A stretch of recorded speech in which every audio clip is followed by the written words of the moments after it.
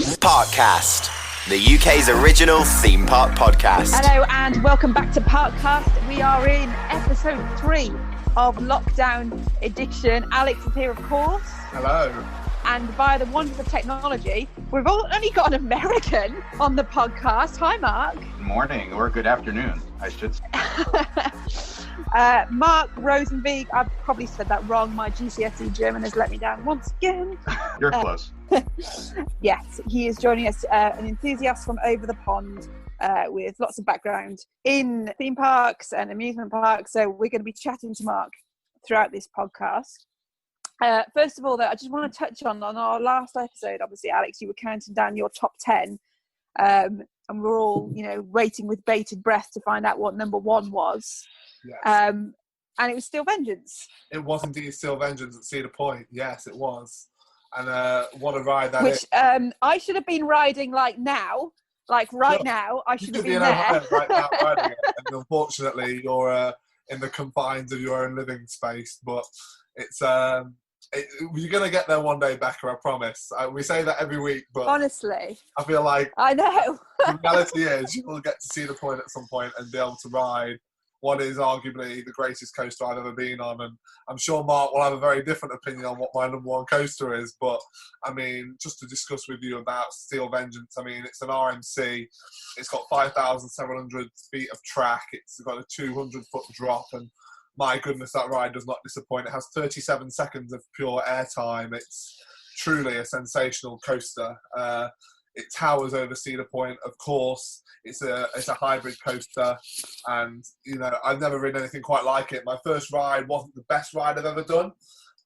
It certainly is a lot slower in the start of the daytime, but as it picks up towards nightfall, I've got to say it's quite a sensational coaster. And actually, whilst we're talking about favourite coasters, I feel like it's a great time to ask Mark, have you got a favourite coaster out there, Mark? Yeah, it's a hard thing, given I'm 44 right now, and I've more or less been a fan of the industry since the late 70s, early 80s. But strangely enough, I was afraid of roller coasters until two girls peer pressured me onto the Comet at Hershey Park during a school trip. And it was one of those things I had no way of backing out of it. If I was with my family, I'd say, no, I'm going to go get a soda or get a hot dog or something and just sit on the bench while my sister, who's 4 years younger than me, was riding the Super Duper Looper and the Trailblazer and the Comet, and I was the one sitting on the side. But after that first ride, I think we can all remember our first big coaster, because we're all a little trepidatious or scared or nervous, and you come off that saying, wow, that was amazing. I want to go and try all these other rides. It's hard really for me to narrow down to one ride, but I always default to one ride. And that is the Phoenix at Knoebels. There's no roller coaster. It basically, if you look at the dictionary and the definition, the word roller coaster, or the two words together describing the entity roller coaster is there is no finer example of a roller coaster operating, standing but not operating, defunct, than the Phoenix. And what it represented for the amusement park industry during a downturn in the building and design of wooden coasters. You guys probably don't remember this because you weren't existing yet, but the early to mid 80s, there really weren't a lot of wooden roller coasters being built. You had the Grizzly at King's Dominion, which was in 1982, the Cyclone at Riverside Park, that's now Six Flags New England, in 1983, and we kind of had a gap there. 1985, when this ride opened, La Ronde Amusement Park in Montreal was building the Monster, which is their big dual track racing coaster. But it's not like today where most years we have 5 to 10 wooden coasters opening worldwide. So the team at Knoebels went to San Antonio, Texas, and looked at what they called the sleeping giant. It was the Rocket at Playland Park, which had closed several years earlier. This was way before Fiesta Texas or SeaWorld were in existence. So San Antonio was without an amusement park, and this ride was sitting there, and it was built with such good lumber. It was in such good shape that they took the chance to take it down, move it, and re-erect it in Ellisburg, Pennsylvania. And from the day it opened in June of 1985, it has been highly regarded, and it's been regarded by, it opened up a whole new opportunity stream, essentially, because we've had several wooden coasters in the U.S. that moved after that ride opened, like the Wild One at Six Flags America. That moved down from Massachusetts. You have like I'm trying to think, the Arkansas Twister at Magic Springs moved from Florida over there.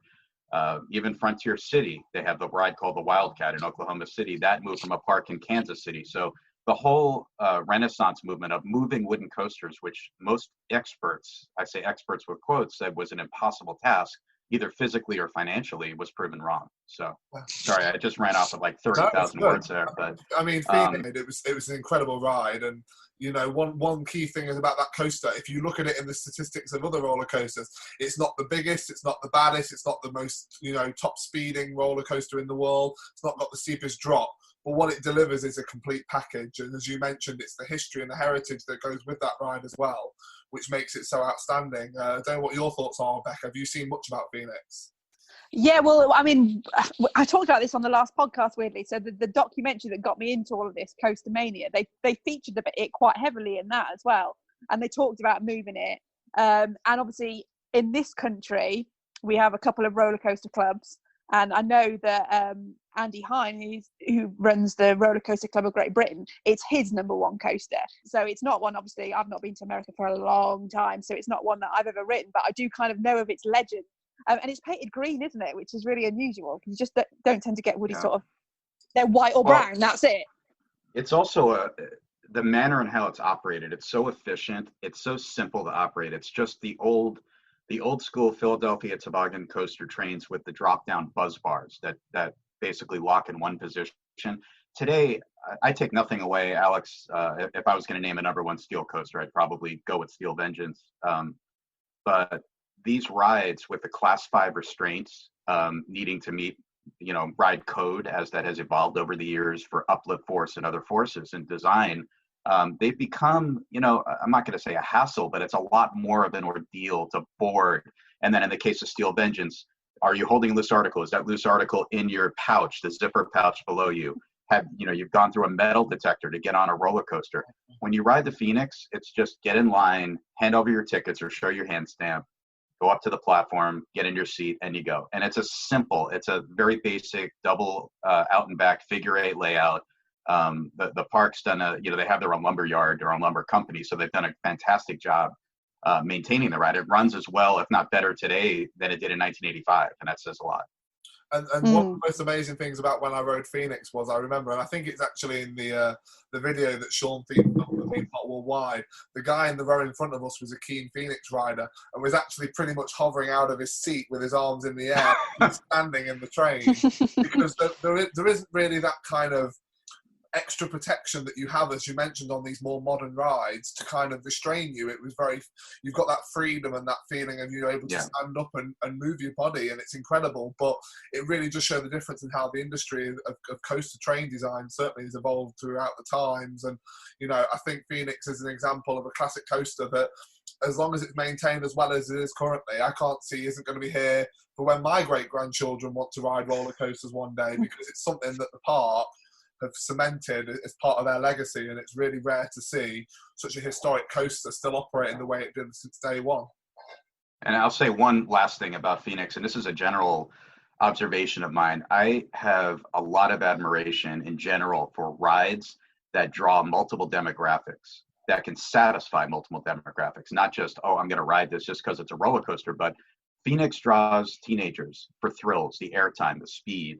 It draws the parents and grandparents for the nostalgia factor, the scent of the grease on the lift chain, the sound, the scent, everything. It pulls the package together, but it also has just a 42-inch minimum height requirement, which is, to me, it's amazing, because a 3 or 4 year old child can ride that. And a lot of first big coaster, rides have been the Phoenix for a lot of people that visit the park, because the park draws it pulls from several hours away, but it's also a locals park, and it draws a lot of families. So it's easy to design a King de Ka or a Steel Vengeance that's obviously tailored for that 10-year-old to 25-year-old thrill-seeking demographic, because you're doing it. It's extreme.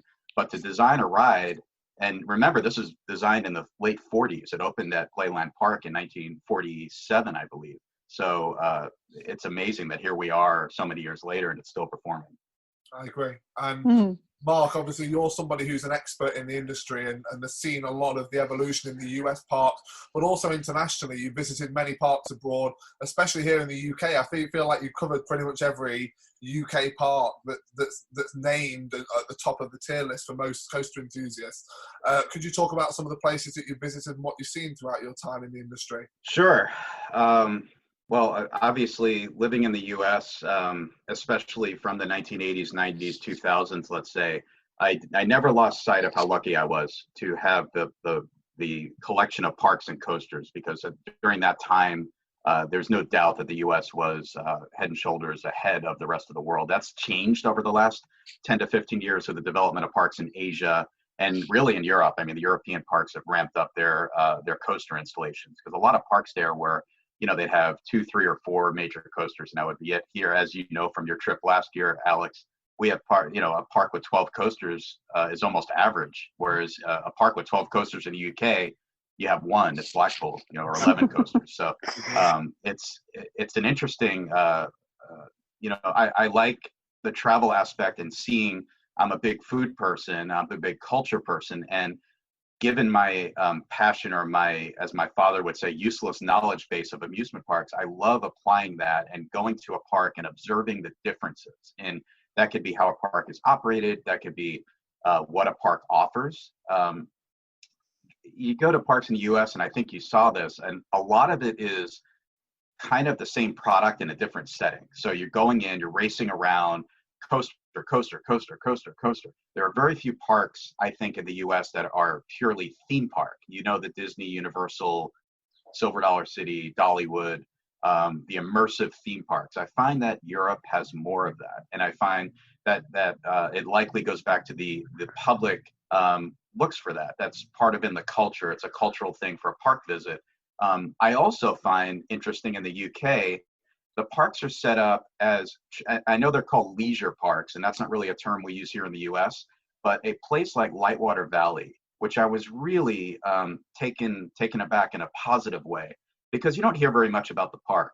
And I visited, I only had about 2 or 3 hours to visit. I went in, and the place is beautiful. It's spread out. There's a lot of open grass areas where people were just having picnics and laying out on blankets. And truly, when they say a day out, that's what a day out is. I don't think a day out is running the bulls at Cedar Point, go to coaster. It is a day out, but it's an exhausting day out. It's not a leisure day out. And I find that the parks in the UK and Europe, they put a heavier focus on food and beverage. It's not just hot dogs and chicken fingers. And go to a place like Europa Park, for example.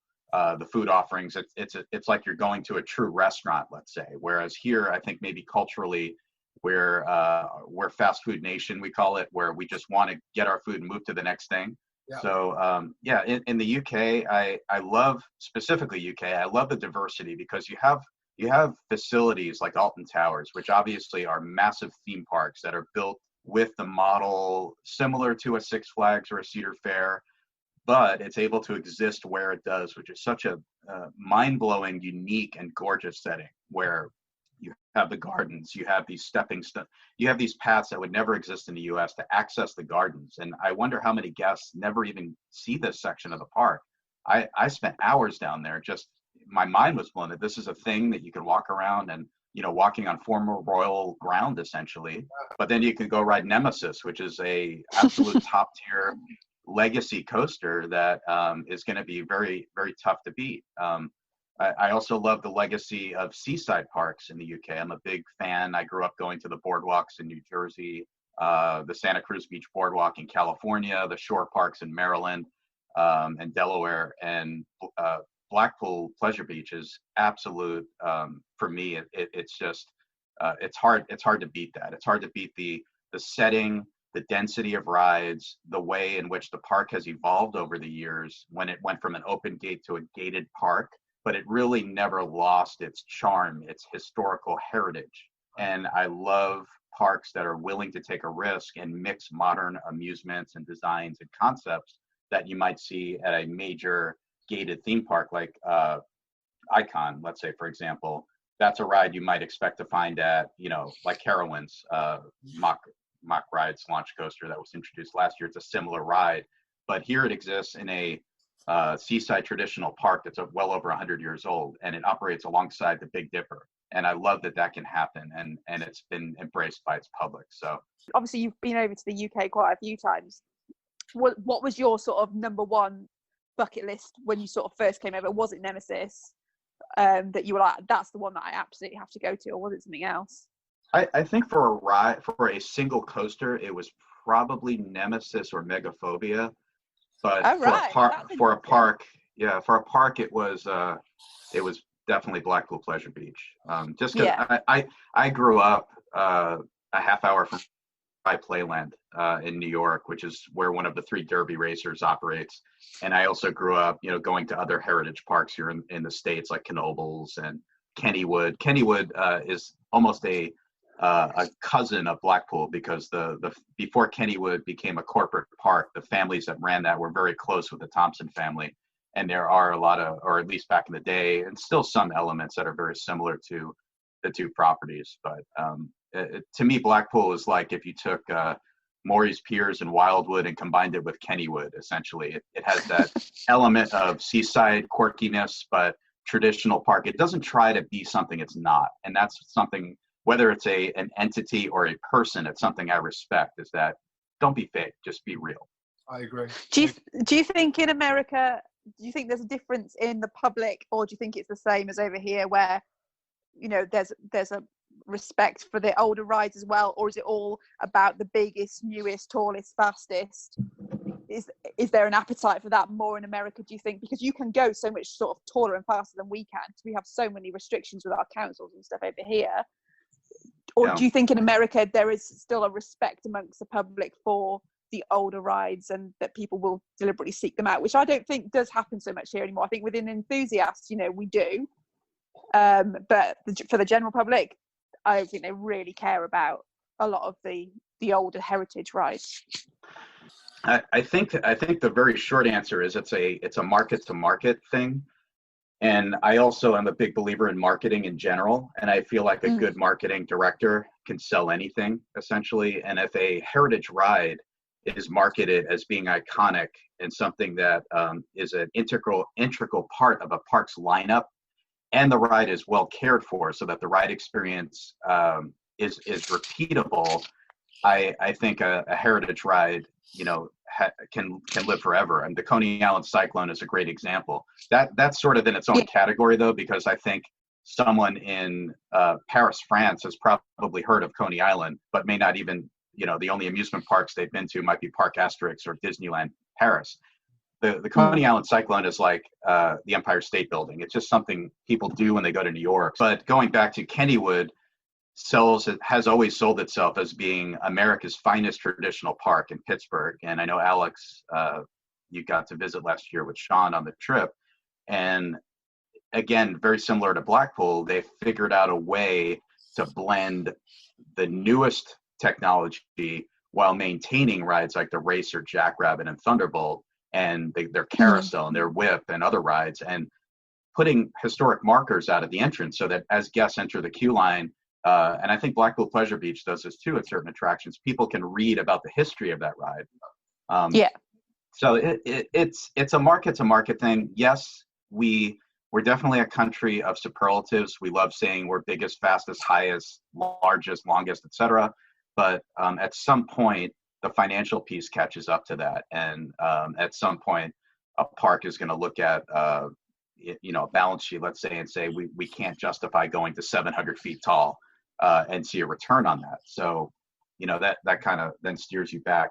That's kind of, if you look at where we are, King Ka, which incidentally today is celebrating its 15th anniversary. I believe today was its media day 15 years ago, I was reading, is still the world's tallest coaster. And I'm not a fortune teller. I can't tell you, maybe next year a 457-foot tall ride's going to debut and prove me wrong, but I think it's going to be a while before that happens.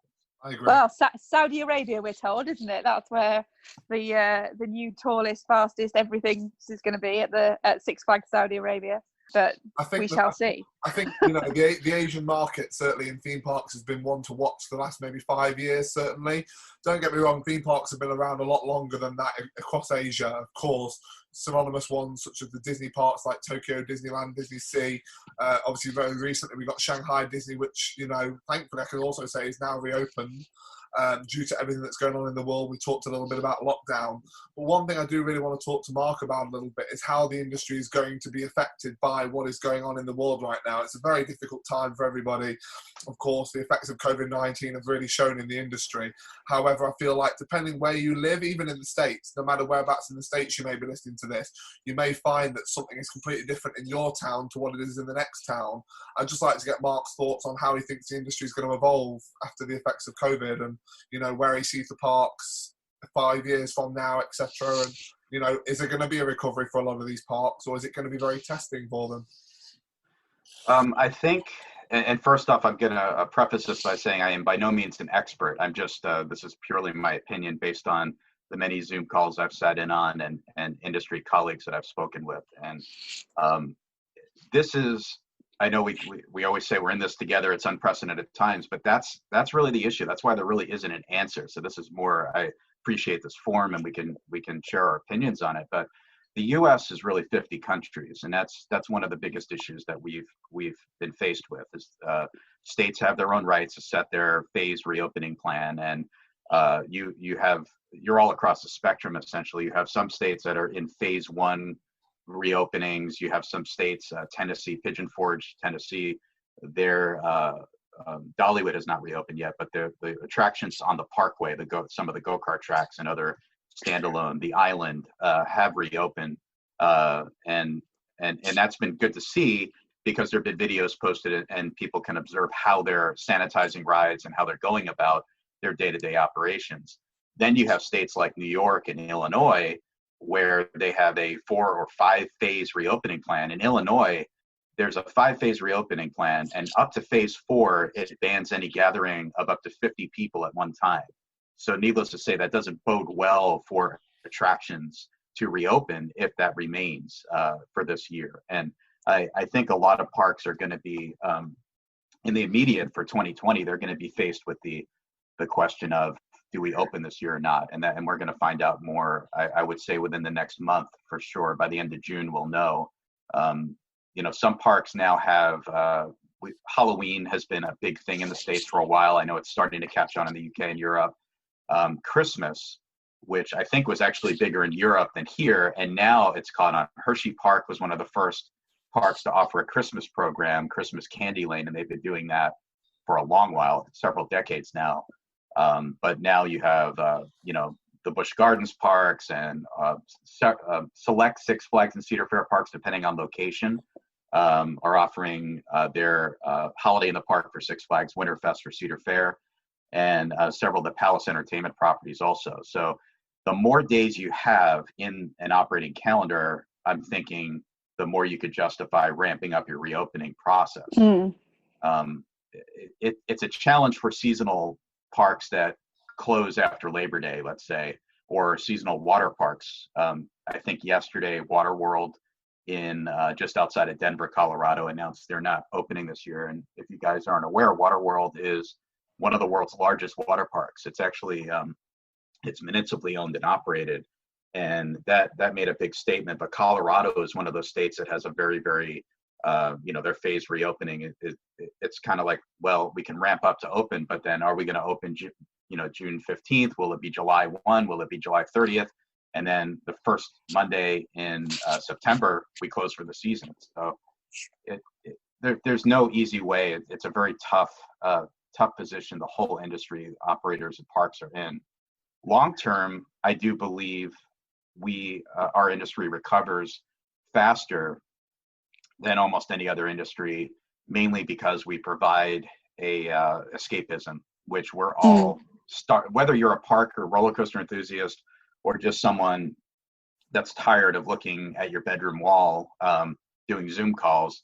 I think we're all starved to get out and do something. And there's really very few things that, like visiting an amusement park, that you can't do at home. You know, you can't really replicate, although all the cute videos of people trying to replicate Pirates of the Caribbean by, you know, riding a laundry basket down their stairwell, which is cool.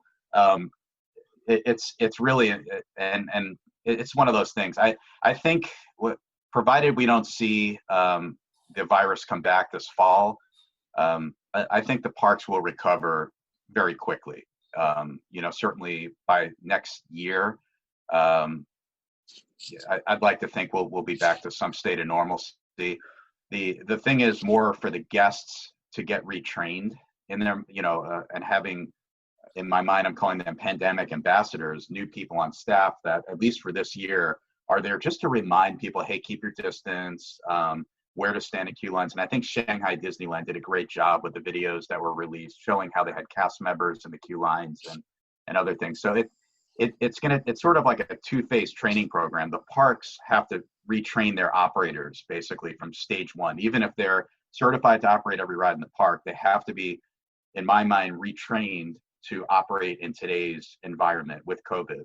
And then they have to in turn train their guests, because all too often guests visit a park and they're in escapism mode. In other words, they're, I always say that the on-off neutral switch on your brain that kind of sometimes goes to neutral, where, okay, we're here to have fun. I'm not going to think about all these things, but now you have to look down at the ground and see there's a decal that says don't stand here. Yeah. It's just another, it's an unfortunate result of the pandemic, but we will get through it. It's saving lives, and ultimately everybody's personal sacrifice is really benefiting the rest of the world, and I think that's something that people have really got to understand. Yes, there are risks, of course, going out of your own home.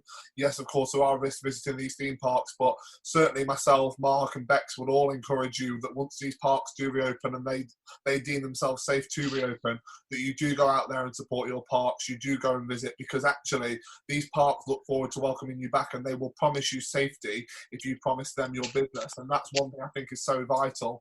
And I think if you speak to anybody in the industry worldwide right now, they will tell you the exact same thing. The industry will be waiting for you. It will be there to make your day, make your week, make your month, whatever it is, however long it is you're visiting for. You will be safe when you return to these parks. It may be different for a little while, but there will be a sense of normality once this all passes. And I'll also add to that is that to add a layer of comfort, just know that every park has met for countless hours with their team, elected officials, and putting together contingency plans, putting together reopening guidelines. IAPA themselves released a reopening guideline document, which is great. And then even regional, here in the States, we have regional amusement park associations, kind of like BALPA in Britain, where we're, like the New England Amusement Park Association or the Pennsylvania Amusement Park Association, they've released their own guidelines. And so the industry is supporting each other. We're all like a brotherhood, essentially. And the guests should know that a park will not open unless it is absolutely 150% safe for a guest to visit. So that's just it's a comforting thing. With the American parks, you kind of got two tiers, haven't you? You've got like the big corporations like Six Flags who are running their parks, but then I guess you've got a lot of independent parks as well, or family-owned parks, who even more so are probably struggling at the moment because they don't have that big financial backing to sort of help them through this. Do you think that they will survive this, or do you think that there are going to be some parks who are seriously looking at not reopening their doors? I think for the most part they'll survive. The family-owned parks they have smaller staffs, that are year-round, and it's no doubt it's tough, but we have the government programs in place, and I'd like to hope that everybody was able to get the benefit packages that were offered. It's one of those things where the family-owned parks some of them are on third or fourth generations of operating, so there's a legacy there, and there's a element of pride, and I don't feel like we're, as long as everyone can kind of be back to normal by next season, just call 2020 kind of an anomaly year, I think we should be fine. Yeah. And will you yourself sort of, as soon as they're like, right, your local park's open, will that be you in the car kind of heading off over there? Yeah, I'm the biggest cheerleader for our industry. It's hard to imagine, we're talking specifically about our industry, but think about the tens of thousands, hundreds of thousands of industries that have been impacted just like this, that rely on guests showing up. This is not an industry that can operate without people. We can't. No one's going to pay for a virtual tour of a park or buy a season pass to that and just kind of ride roller coasters. It's one thing to watch YouTube videos and that kind of thing in your spare time, but we need to get reopened. And there has been some positives, though. I think I saw yesterday an industry consultant from International Ride Training shared that the state of Connecticut approved the opening of amusement parks by I believe it was the end of June. I don't have it in front of me, June 20th, somewhere around there. So that would include lake compounds and quasi. So I think in general, the biggest issue was that when government heard amusement park, let's say, they're thinking, oh, you guys you're not opening this year. It was literally the bottom layer of the totem pole in terms of priority. But what they didn't know was that everyone was working on these very detailed and plans that are easy to execute. I think that's the most important thing, is not to sacrifice the guest experience. So these plans have all been put in place. Safety, number one, efficiency and guest experience, number two, whether that's how to limit how many tickets you sell for a given day, which is a factor of square footage, essentially. I think we will get through it. It's just hard right now because we're in like the middle of that tunnel with no light behind us or in front of us. So it's hard to kind of, see how we get out of this, but we will. It's just, this is a first in our generation type of event. So we have nothing to compare it to. That's the thing. And those parks that were due to be opening sort of new rides this year, new coasters, do you think there are, from your, what you've heard, are they all on standby now and they're just going to wait until 2021, even if the park reopens? Yeah, I don't know, to be honest with you. I think it'll be park to park, project to project. I think certain projects, if they do open this year, they could still be easily marketed as new next year and the public would understand. Because let's say if a park opens a new ride in late July, early August, but I'm sure there will be parks that defer what were going to be new rides this year to next year. But I don't know for sure. Well, a Riot at Kings Island, it has been seen in the past week that ride has been testing. So as much as COVID has taken place and a lot of people have been furloughed from their jobs, it is important to see that these parks have still got their maintenance teams in running the rides. And Orion, of course, being the new coaster coming to Kings Island, it's good to see that coaster is testing. And, hopefully it's a good sign that when that park has deemed it safe to reopen, that the coaster will be able to debut for this year, which gives some promise to the guests that are visiting that park. Because as much as I understand a lot of parks wish to push their deadlines back to next year, and certainly in the UK, any 2020 project has been delayed till 2021. It's nice to see there is still something to look forward to once the parks are safe to reopen. So, I think it is, as Mark said, going to be very interesting to diverse between park to park, business to business, what is safe to do and what is the best decision moving forwards. But I mean, Mark, certainly it's been great talking to you today and, having a conversation about these parks. And it's good to see that you were, just like Bex and I, very positive about the industry still, going to continue to support. And, have you got any closing statements you'd like to say to the listeners of Parkcast about what you think for the future of this industry? Yeah, I mean, it's really, we're in the trenches right now, but you just know we're going to come out of this flying high. It's, I'm not going to compare it directly to 9/11, but when 9/11 happened, our industry was one of the quickest to rebound, essentially, while others specific, because we have such a large grouping of regional parks that are the staycation, quote unquote, parks. So it'll be interesting to see what the recovery is for destination areas like Orlando, Southern California to a lesser extent because they have the population base there. But I'm very hopeful that this time next year will be in a much more positive light. And it's just one of those that, again, we've never been through this before, so it's hard to predict. We can only share thoughts, but all I know is that our industry and the professionals in it are doing everything they can to get the message across that we will reopen safely when the time is right. And that's really, I think, the best thing I could say. And Mark, thank you so much for your time and joining us on Parkcast today. It's been really great talking to you. Bex and I have really enjoyed every moment of it thoroughly, and we wish you all the success with the industry, and hopefully in the US your parks will be open soon, and we'll be able to continue doing what we love to do, and that is visiting and supporting these parks across the world. It's been great talking to you guys. Thanks for having me on. Parkcast, the UK's original theme park podcast.